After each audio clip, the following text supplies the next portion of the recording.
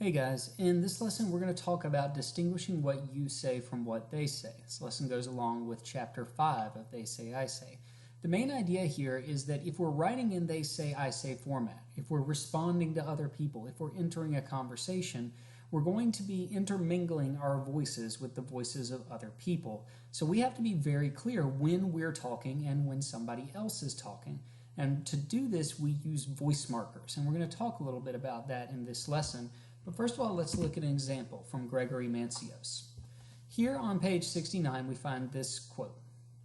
"We are all middle class, or so it would seem. Our national consciousness, as shaped in large part by the media and our political leadership, provides us with a picture of ourselves as a nation of prosperity and opportunity with an ever-expanding middle-class lifestyle.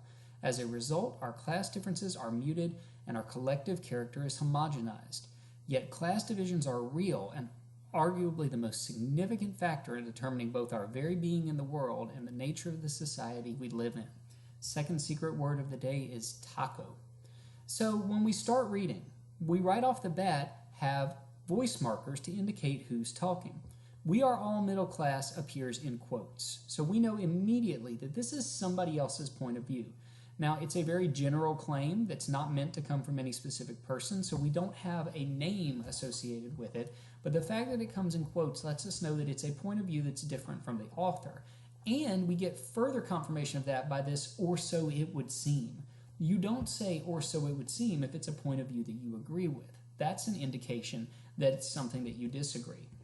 Now, there's no voice marker here, so we understand that all of this paragraph is still getting the point of view of this hypothetical person who believes we are all middle class. So this is not Gregory Mancios talking.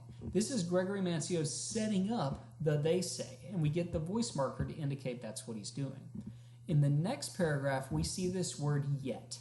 "Yet" is the key here. It's the voice marker that indicates we are shifting from the other point of view, the "they say," to the "I say" point of view of Gregory Mancios. So I like to think of this in terms of the voice markers basically being road signs that tell us whether we're on They Street or whether we're on I Street. When you start writing a paper, if you don't give the reader any other reason to assume different, they're going to assume that you're starting on I Street, that we're getting your point of view. Had Gregory Mancios not used quotes and this "or so it would seem," we would have to assume that it was Mancios' point of view. But because he gives us this, we know that we're actually starting on They Street. So let's say you start on I Street, like you will with most papers.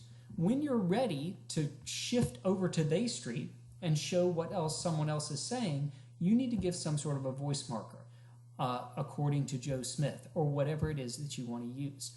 We will assume then that we're on They Street until we get some sort of other voice marker that shifts us back to I Street. So keep in mind your road signs. Anytime you want to shift from They Say to I Say, we need to include a word sign or a road sign that shows us we are making that shift from They Street to I Street. So these come in the form of voice markers. Some of them are very clear. They're explicit voice markers, like "Smith believes," "many Americans claim," "I, however, think." These are the kind of things that make it very, very clear who's shifting, but sometimes voice markers are just implied. Smith claims that marijuana is a gateway drug, but he is wrong. In fact, there is no evidence to support this claim.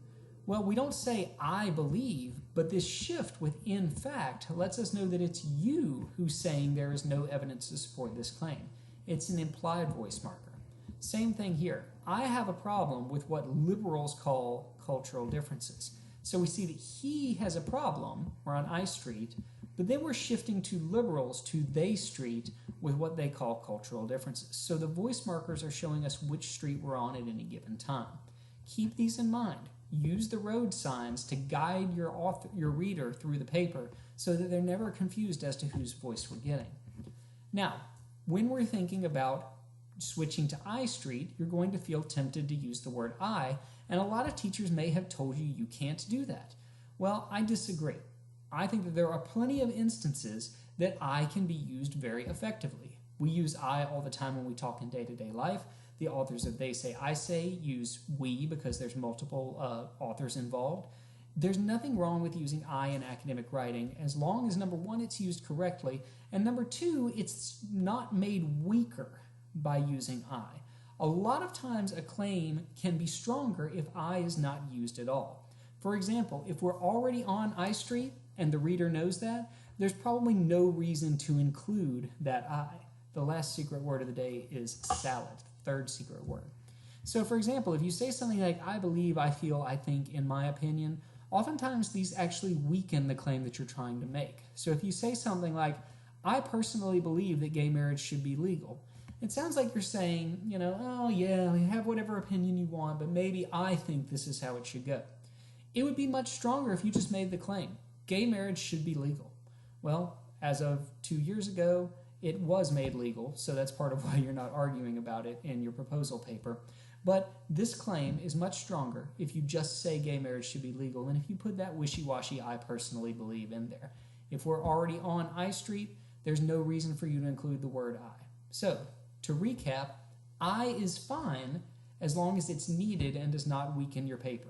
If you can say it without using I, it's often stronger. Also, if you end up having a teacher who tells you not to use I, just don't use it. Make your teacher happy. All right, that's all for this lesson. Any questions? Be sure to let me know.